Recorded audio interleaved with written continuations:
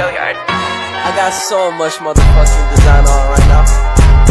Break it down, bring it back, make it clap. I got 3 old thoughts, new guap, wear that thing. Bitches on my line, and you know they come strapped. Hold up, what it not, 45, scope it cash like whoa. How you fucking with these hoes up? Baiklah teman-teman, saya akan menjelaskan tentang bab 1, yaitu tentang kompetensi guru. Kompetensi guru merupakan kemampuan seseorang yang meliputi pengetahuan, keterampilan, dan sikap yang dapat diwujudkan dalam hasil kerja nyata yang bermanfaat baik bagi dirinya dan juga lingkungannya. Kompetensi guru ada 4. Yang pertama adalah kompetensi pedagogik, yang kedua adalah kompetensi kepribadian, yang ketiga adalah kompetensi sosial, dan yang terakhir adalah kompetensi profesional.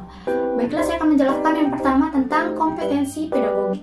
Kompetensi pedagogik merupakan kemampuan mengelola pembelajaran, yaitu kemampuan seorang guru dalam merencanakan program belajar mengajar, kemampuan melaksanakan interaksi atau mengelola proses belajar mengajar tersebut, dan kemampuan melakukan penilaian. Yang kedua adalah kompetensi kepribadian.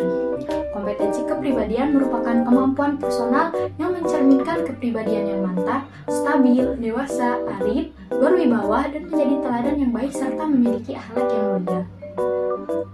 Yang ketiga adalah kompetensi sosial.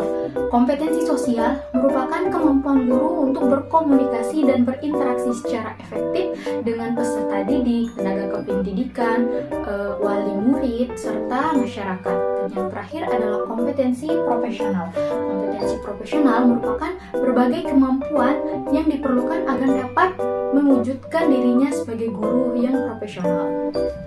Baiklah, selanjutnya adalah bab 2 tentang keterampilan dasar mengajar. Keterampilan dasar mengajar adalah kemampuan atau keterampilan yang bersifat khusus yang harus dimiliki oleh guru atau dosen agar dapat melaksanakan tugas mengajar secara efektif, efisien, dan profesional. Selanjutnya adalah jenis-jenis dari keterampilan belajar. Jenis-jenis keterampilan belajar ada 8. Yang pertama adalah keterampilan bertanya, yang kedua adalah keterampilan memberi penguatan, yang ketiga adalah keterampilan mengadakan variasi, yang keempat adalah keterampilan menjelaskan, yang kelima adalah keterampilan memimpin diskusi, yang keenam adalah keterampilan membuka dan menutup pelajaran, yang ketujuh adalah keterampilan memimpin kelas, dan yang terakhir adalah keterampilan memimpin kecil maupun individual. Dan yang terakhir adalah manfaat dari keterampilan belajar. Manfaat dari keterampilan belajar ini adalah supaya guru dapat memahami apa hakikat dari keterampilan dasar mengajar supaya mereka dapat mempraktikkannya di dalam kelas. Selanjutnya bab 3 tentang sertifikasi guru. Sertifikasi guru adalah proses pemberian sertifikat pendidik kepada guru dan dosen atau bukti formal sebagai pengakuan yang diberikan kepada guru dan dosen sebagai tenaga profesional. Tujuan dan manfaat dari sertifikasi guru. Yang pertama, tujuannya adalah menentukan kelayakan guru. Yang kedua, untuk meningkatkan prosedur dan kualitas hasil pendidikan. Yang ketiga, meningkatkan harkat dan martabat guru. Dan yang terakhir adalah meningkatkan taraf profesional guru. Sedangkan manfaat dari sertifikasi guru adalah yang pertama, untuk menjaga profesi guru dari praktek-praktek yang tidak profesional yang dapat merusak citra guru. Yang kedua, menjaga masyarakat dari praktek yang tidak bermutu dan yang tidak profesional. Yang terakhir adalah untuk meningkatkan kesejahteraan guru. Selanjutnya adalah persyaratan sertifikasi guru. Persyaratan yang pertama adalah harus memiliki nomor unik pendidik dan tenaga kependidikan atau NUPTK. Yang kedua, memiliki kualifikasi akademik sarjana S1 atau diploma 4. Yang ketiga, kualifikasi akademiknya sesuai dengan bidang studi yang dipilih. Yang keempat, memiliki masa kerja sebagai guru minimal 5 tahun dan maksimal umurnya di 58 tahun. Yang kelima adalah sehat jasmani dan rohani. Yang keenam, tidak mengkonsumsi narkoba. Yang ketujuh, memiliki perlakuan yang baik. Dan yang terakhir, memiliki berkas atau dokumen yang dibutuhkan. Terakhir adalah alur pelaksanaan sertifikasi guru. Guru dalam jabatan yang telah memenuhi persyaratan sebagai peserta sertifikasi, yang pertama kali guru harus melakukan penilaian terhadap kesiapan dirinya. Lalu berdasarkan hasil dari penilaian tersebut, kemudian guru melakukan pemilihan pola sertifikasi. Ada pola PSPL, ada FP PSP dan ada PLPG. Yang ketiga adalah setelah peserta siap mengikuti pola PSPL, lalu guru mengumpulkan dokumen-dokumen untuk diverifikasi oleh asesor. Selanjutnya, prosedur pelaksanaan tes awal tertuang dalam panduan tersendiri. Lalu setelah itu teknis penyusunan portofolio dan jenis berkas yang disusun mengacu pada penyusunan portofolio tersebut. Keenam, peserta siap memilih pola VF. Dan yang terakhir adalah peserta mengikuti pola PLPG. Baiklah, saya akan menjelaskan tentang bab 4 tentang organisasi profesi guru. Pengertian dari organisasi profesi guru ini adalah wadah yang berfungsi sebagai penampungan dan penyelesaian masalah yang dihadapi yang berkaitan dengan pendidikan dan diselesaikan secara bersama. Tujuan dari organisasi profesi guru ini adalah mempertinggi kesadaran, sikap, mutu, dan kegiatan profesi guru serta meningkatkan kesejahteraan guru. Dijelaskan di dalam PP nomor 38 tahun 1992 pasal 61 ada 5 tujuan dari organisasi profesi guru ini. Yang pertama adalah meningkatkan dan mengembangkan karir, yang kedua untuk meningkatkan dan mengembangkan kemampuan, yang ketiga meningkatkan dan mengembangkan kewenangan profesional, yang keempat adalah meningkatkan dan mengembangkan martabat anggota, dan yang terakhir adalah meningkatkan dan mengembangkan kesejahteraan. Selanjutnya adalah macam-macam dari organisasi profesi guru. Ada beberapa macam organisasi profesi guru. Yang pertama adalah Persatuan Guru Republik Indonesia atau PGRI, yang kedua adalah Musyawarah Guru serta Musyawarah Guru Mata Pelajaran atau MGMP, yang ketiga adalah Ikatan Sarjana Pendidikan Indonesia atau ISPI, yang keempat adalah Ikatan Guru Indonesia atau IGI, dan yang terakhir adalah Kelompok Kerja Guru atau KKG.